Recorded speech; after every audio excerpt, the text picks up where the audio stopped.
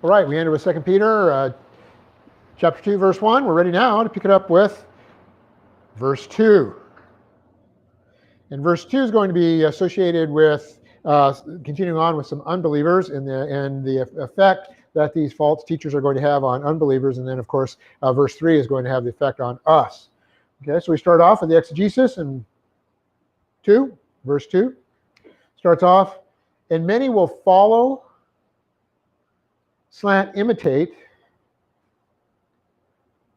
there, and then this next word is kind of a strange word, but it's in the plural in the Greek, so I made it in the English. We're not used to seeing it that way.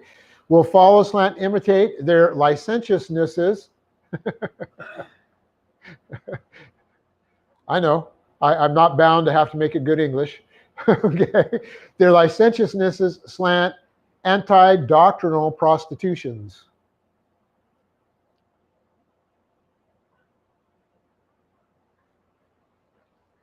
What the general translators missed, and we'll get there in the analysis when I exegete here, but you may be going, well, where in the heck did this come from? I'll tell you right now.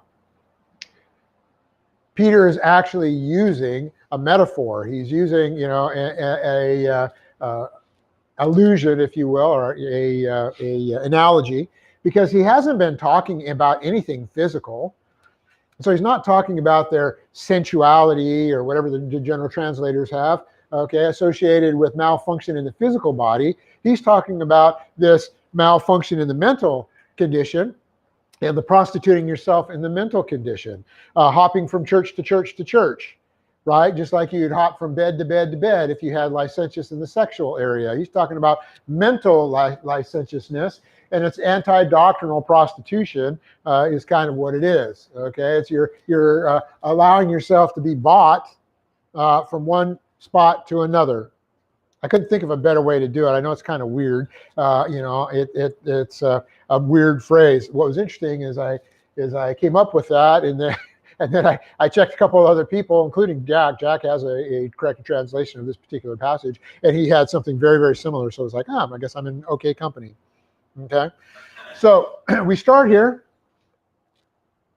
with conjunction kai, which we would expect. That gives us the and. Then this is followed by the masculine nominative plural of an adjective, and the adjective is paulus. And paulus means much, many, or more. Here when describing people, we have many to differentiate from none or all, right? And when I get into the analysis, I'll tell you that this word actually has a very wide range. It could be anything from a few. Remember, a couple is two, a few is three or more. It could be anything from a few to everybody but one. Okay, so many means a lot. I mean, means it has a wide range. So he's talking about those who are going to follow the false teachers. Next, we have the future active indicative. It's a plural of eggs akalutheo, eggs akalutheo. EXZAKOLOUTHEO, eggs akalutheo. And eggs akalutheo is a compound. It's a compound of ek. And when you put ek in front of a vowel, it ends up becoming eggs. If it's not in front of a vowel, it's ek. But because in front of a vowel, it's eggs. And ek is a marker denoting separation from, out from, or away. And then we have akaluthos, is what it's joined to. And akaluthos means to come after something else in sequence. That means following. So combined, we have to follow up or follow out. And then what that comes to mean is to tread in someone's steps, to imitate one's way of acting, and then to also follow one's authority.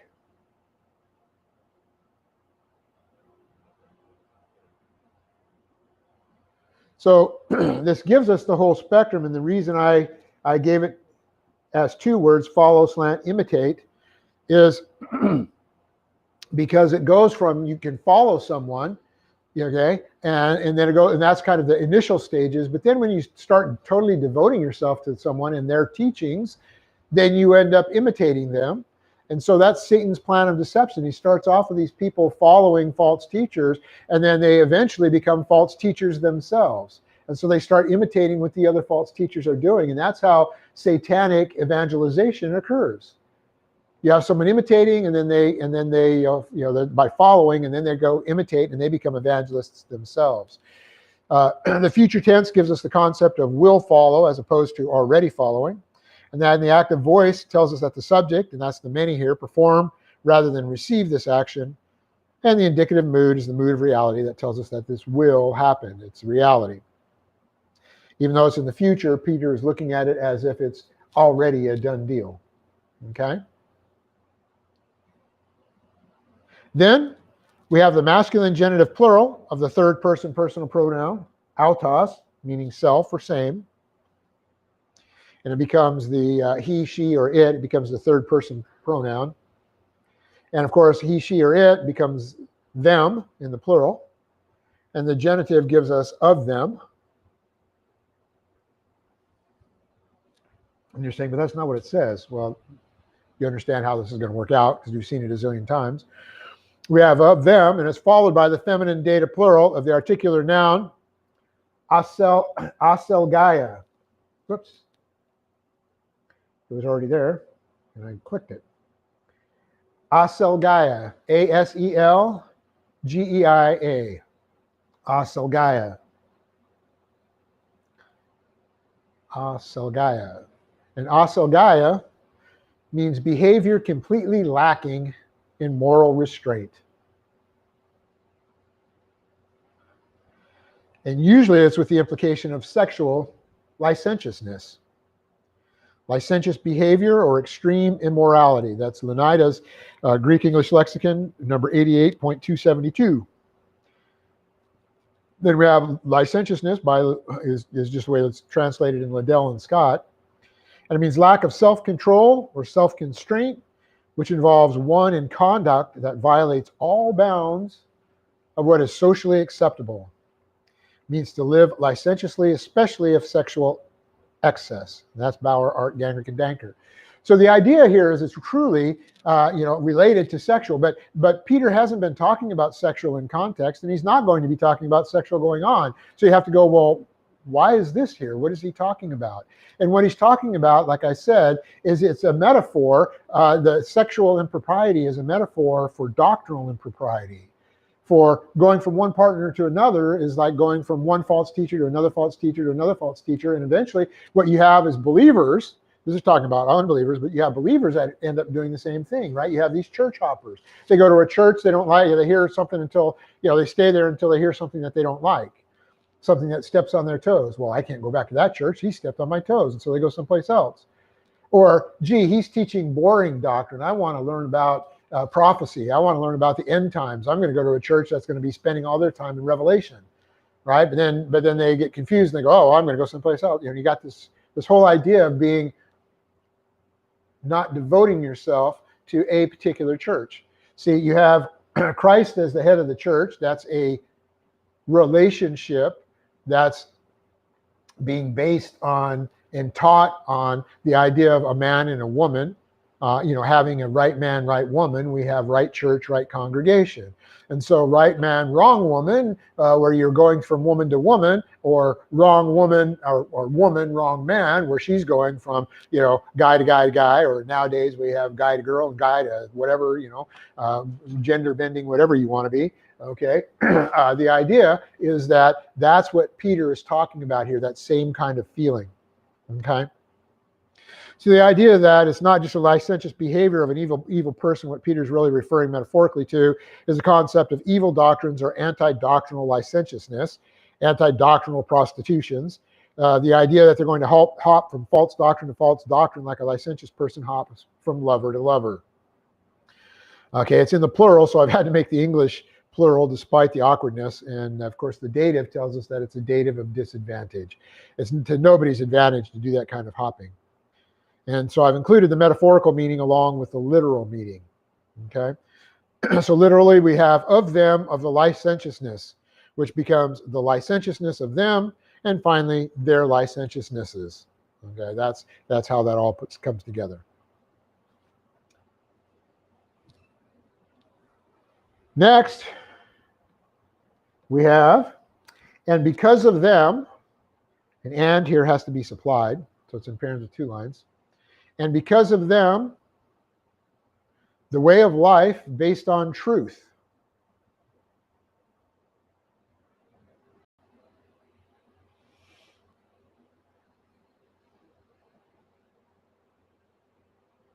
And this is the key here. We have the way of life. We don't have the way of truth. Okay, and I noticed that the New American Standard said, and because of them, the way of truth is maligned or will be maligned. It's not. It's the way of life based on truth.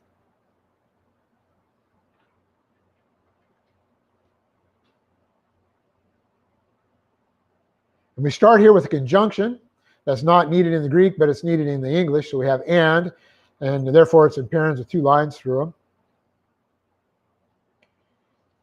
Then we have the preposition dia, dia. And it's dia plus the accusative, meaning because of. Dia plus the genitive means through, and dia, like through and dia plus the instrumentality means through the instrumentality of. But here we have the accusative, and it means because of.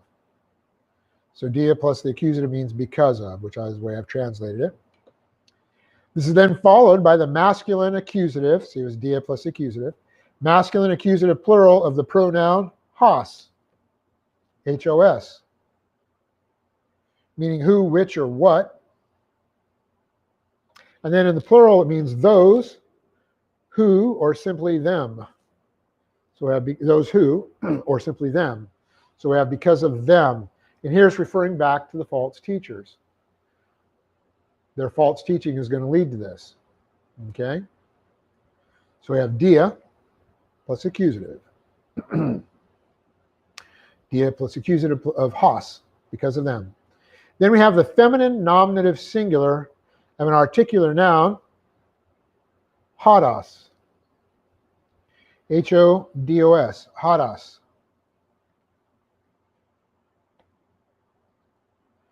In hodos, we've seen before, hodos actually means a way for traveling. In other words, like a way or a road. If you were to talk about a road, you would talk about hodos.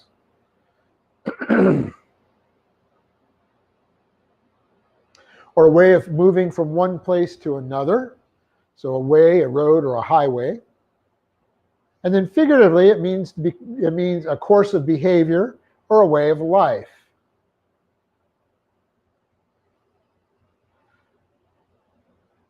It has to do with the fact that there on these roads, many times you would have the ditches or the trenches where the wagon wheels ran. We see it here. If you've ever been out in the desert, you'll find some places where there's a wash that you have the tires going through a particular depression, right? And Jack used to talk about when he lived with his father up in the lumber camps up in Colorado, and they had to haul down these these heavy logs. Particularly if there was damp soil, the heavy logging trucks would make depressions in the road that were so deep that eventually you didn't even have to steer the car. You just made sure that you got the tires in the depression, and it would run like a train. You just accelerate and don't worry about steering because you're never going to get out of it. Well, that's the concept here for the way of life. They use that way because the way of life becomes a constant way of moving, and that's what we're talking about here. Modus operandi. So we have way of life. And then we have the feminine genitive singular of a noun we've seen many times before, aletheia. Aletheia. A-L long E, T-H-E-I-A. Aletheia. And aletheia means truth, truthfulness, or faithfulness.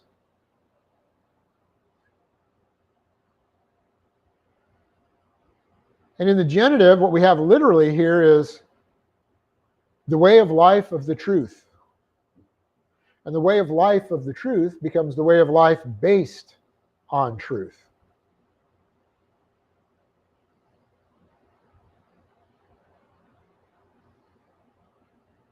We end this with a, we're not at the end yet. We have one more phrase. And because of them, the way of life based on truth will be maligned. Semicolon. This is the end of the verse, but it's not the end of the sentence. The sentence is going to go on into verse 3, so we don't have a period, we have a semicolon.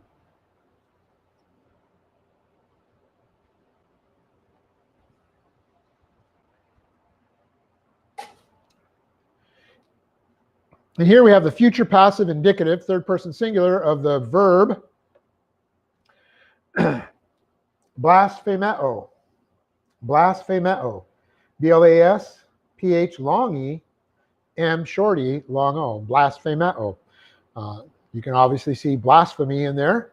Okay, blasphemy being is the maligning of someone. Okay, or the actual content of the malign. Malignment, whatever. The maligning action. Okay. So this is a cognate of that. We have blasphemeo. And blasphemeo means to speak against someone in such a way as to harm or injure their reputation.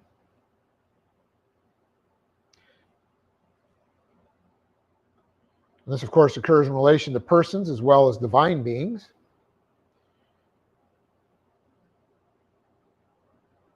It means to revile, to defame, to malign, to blaspheme.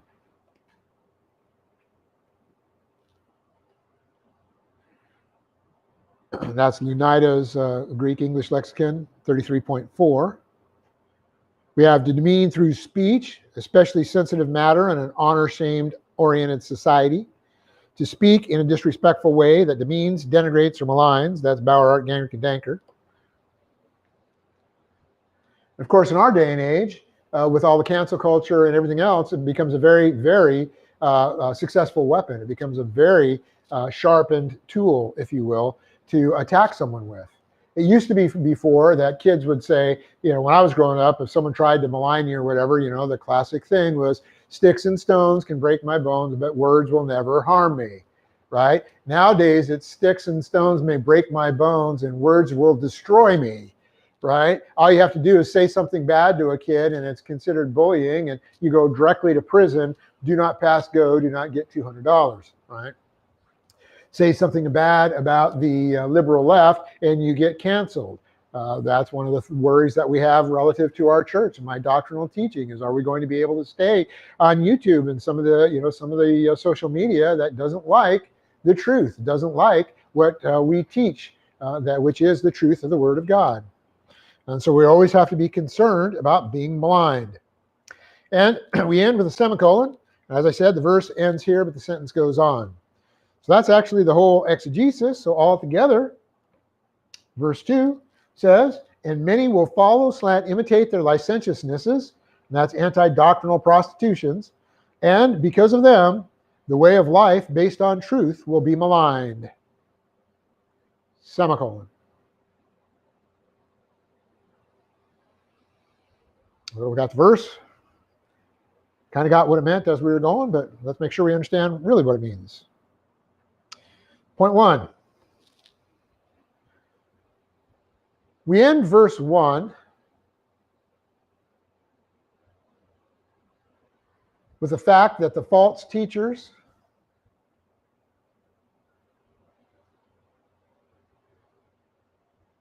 deny Christ and redemption,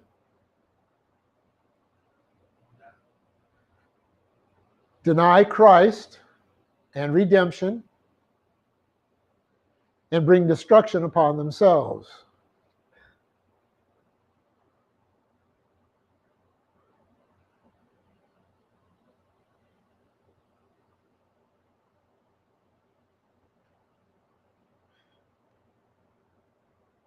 This verse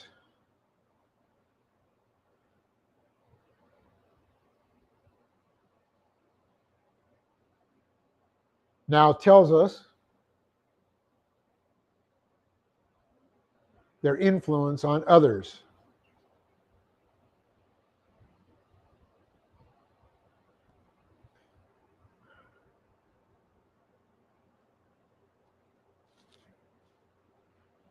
This verse deals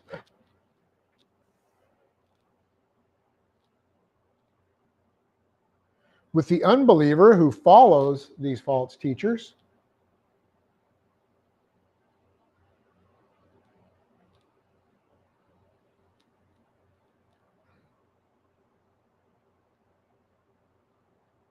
So this verse deals with the unbeliever who follows these false teachers, comma, never becoming believers, comma,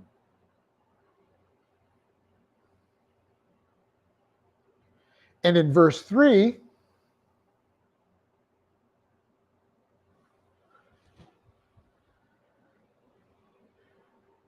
we will see how they affect us as believers.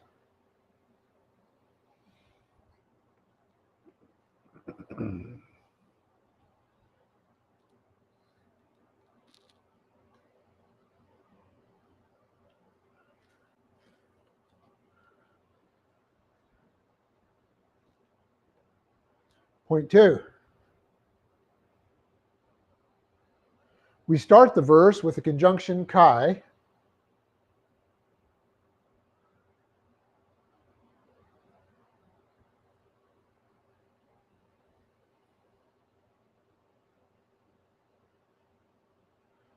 telling us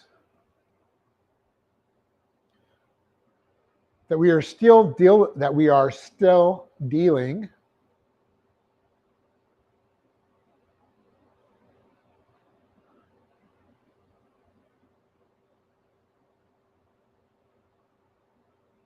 with false teachers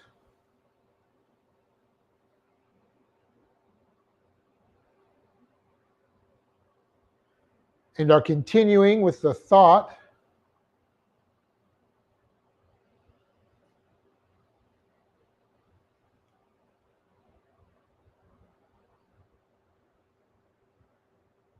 of them bringing inevitable destruction.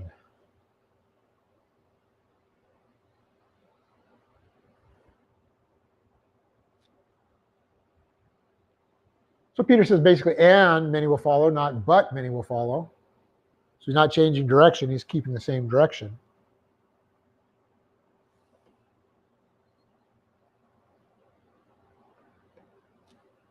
Point 3. Peter then uses the word paulus, or many.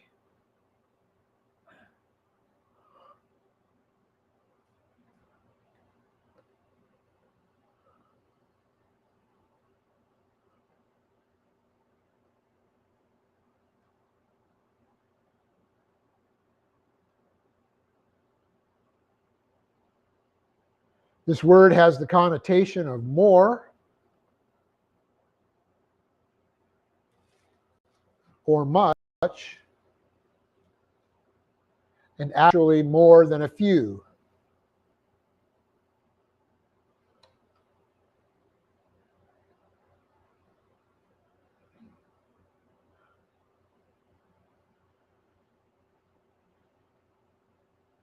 See, by using this word, he's really emphasizing the fact that this problem has potential of being a big problem, right? When he says many, he's not limiting it to just spots here and there. He's talking about many. There's going to be many of people who follow this. We see it today. See, when I talked last week and when I talked last time we were here in this facility, I was talking about the fact that it's spreading so fast. How is it spreading so fast? Well, it's satanic. And a lie goes much faster than the truth. That's just the way it is. Lies go much faster than the truth.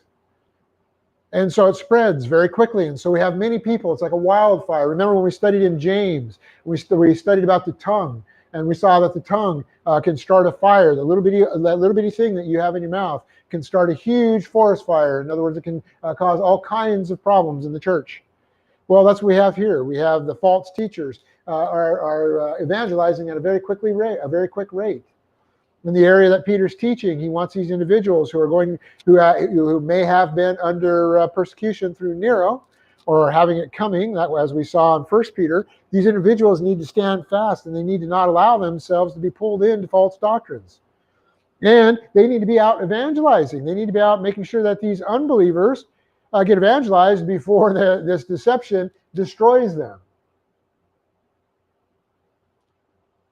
Remember, Satan wants to keep unbelievers as unbelievers. So if he can attack them the minute they get to God consciousness and convince them that there is no need to accept the person and work of Christ, that they can accept the work of a crystal or the work of a snake or the work of a cow or the work of a figure, any other kind of idol, then he's got them. And that kind of stuff spreads quickly because it's something you can see. See, people have a problem thinking about God, the fact that they can't see God. And they come up with all kinds of logical reasons why they shouldn't do it. Ricky Gervais, for example, is a comedian, but he's an unbeliever. And he was talking to a believer one time. I saw an interview. He's talking to a believer, and he says, "You believe in the one true God, right?" And the guy says, "Yep, I believe in the Lord Jesus Christ for salvation, and I believe in God." And Ricky Gervais says, "Yeah, but there's people that believe in, like the Hindus, that believe in hundreds, if not thousands, of gods." And he goes, "So, but you don't believe in them?" He goes, "Nope, I don't." He goes, "So see, I don't believe in them either. And all I'm doing is I'm not believing in one less God than you are, or one more God than you are." Right? In other words, what he's trying to say is, you don't believe in those thousands of gods. I don't believe in them either. And I don't believe in your God, so I'm better off. Right? The silly logic, the silly thing that you just capture people. Okay. So anyway, he's emphasizing the problem has the potential to be a big problem. Continue the point. Many can, quote, many, end quote, can mean anything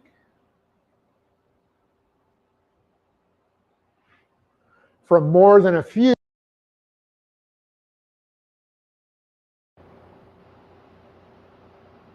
to all but one.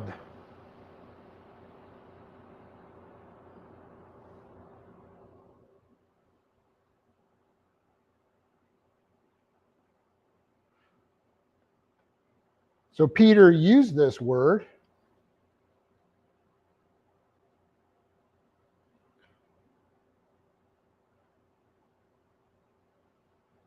to really perk up his readers' ears.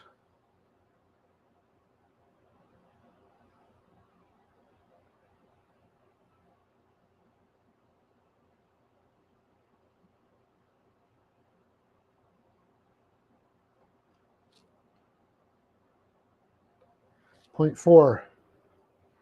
Next, we have the idea of following and or imitating.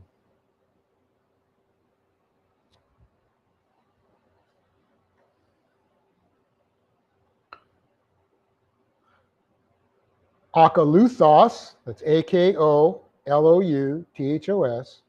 Akaluthos is a comprehensive concept.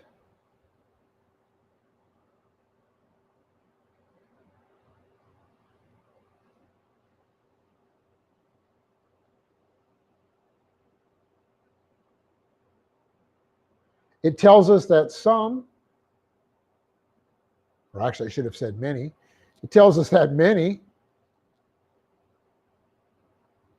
will follow these false teachers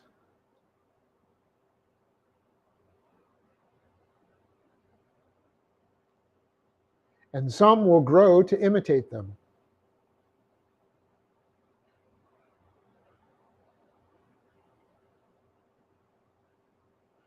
So like I said, the false teachers are not only getting a following, but they are evangelizing and spreading their false teaching by raising up other false teachers. You don't believe that? Look at all these fools that are following some of the concepts that are being promulgated in our society today. They are allowing themselves to believe that gender and sex has nothing to do with the biological makeup of an individual. That's, as Jack used to say, ground above ground. That's not reality. We need to live in a world grounded on reality. I don't care whether you're a believer or not. There are certain truths that you have to believe. Gravity, right? You drop something, you don't expect it to go to the roof. it's going to go to the ground. Right? You make a figure with 4 sides, you call it a square, you don't call it a circle. You start teaching kids that things with 4 sides is a circle, and it can be a circle just like a regular circle can be, and they're going to be messed up for their whole lives. But for some reason, we can tell people that, oh, just because he looks like a boy doesn't mean it's really a boy. And when I say looks like a boy, I'm meaning not just the clothes that they wear. I'm talking about their physical manifestation, having the parts of a boy. Okay? A boy is a boy is a boy. A girl is a girl is a girl. With very, very few exceptions. I will grant that there are genetic mutations that produce hermaphroditic individuals. But that's extremely rare. Almost as rare as the cases that abortion is used for rape or incest. But anyway, the idea is that you have to have reality. These people don't have reality. Okay? So they raise these false teachers, and then you get everybody starting to believe it. And if you don't believe it, you're the one that's a problem. If you won't believe that a girl can be a boy and a boy can be a girl, then you are homophobic and you are the problem. And we need to stamp out you. But if I try to teach that a square is a circle and a circle is a square, how far do you think I'd get in the education system? Probably not very far. Or 2 plus 2 is 5 in a 10-based number system. See? Those are realities. We need to have reality. And the idea here, this word is in the indicative mood or the mood of reality, and it tells us that we can expect this kind of growth. And so you ever wonder why there are people who follow these guys or how their information gets spread so quickly? And the idea is that Satan has given these teachers information that is easily accepted by those who are gullible, particularly those who have been taught what to think and not how to think. So if you're taught what to think, then all somebody's got to do is come in and slip in a little bit different what. And you won't even recognize it. And that's what's happening. We've had a generation of kids that have been brought up in the propaganda of schools where instead of teaching reading, writing, and arithmetic, they teach things like meat is murder, the environment is falling apart and it's your fault. If you're a white male, a white boy, and particularly a white Christian boy, then you are the problem, right? Instead of being able to look and think and say, wait a minute, meat isn't murder. Meat is food. God provided it for us, told us we could have it. So the idea is that they go from following to imitating. Again, you don't believe me. Fortunately, I don't have TikTok, but I do see TikTok videos once in a while. Look at some of these weirdos that are on TikTok. They believe this stuff. You have people that come up and say, my name is Mary. It's obviously a guy, right? Ears pierced, tattooed face, right? All this stuff. My name's Mary, and my pronouns are blah, blah, blah, blah, blah, right? And that or queen. And, and if you don't like it, then you are wrong. Right? And people go along with that.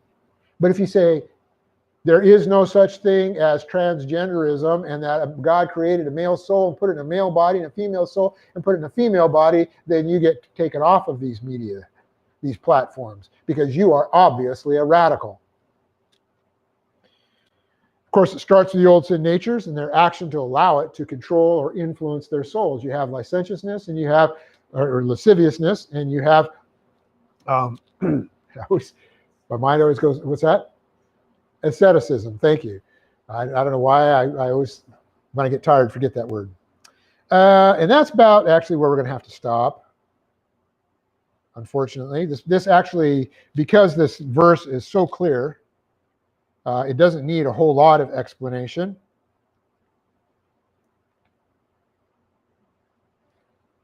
So we only have 7 subpoints, and then we have verse 3. But that's unfortunately where we're going to have to pick it up next week. Okay? Heavenly Father, we thank, we're going to go end with the song first. Okay? So let's end.